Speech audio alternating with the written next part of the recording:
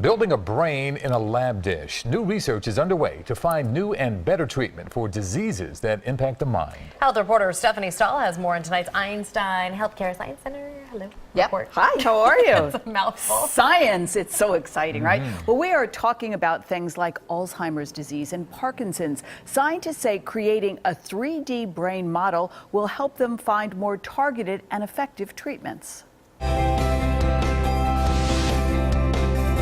Building a brain in a dish. Researchers are now one step closer. Certainly keeping cells alive is not an easy thing to do. But Vanderbilt researchers have discovered certain cells can live in a special gel outside the body. It's all part of their process for creating 3D models of human organs like the brain to help propel the future of drug testing and disease research. When people think about neurodegeneration, they think about Alzheimer's disease.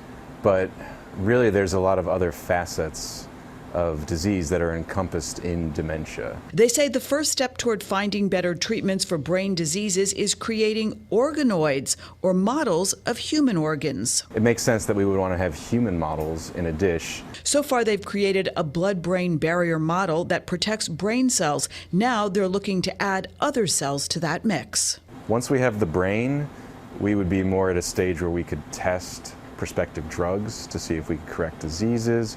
We would be equipped to study how the brain and its vasculature degrade in the face of a disease. We would be in a situation where we would have a very robust model system that we could then use to probe all of these things that we're really interested in, and then hopefully help bring drugs to the clinic faster.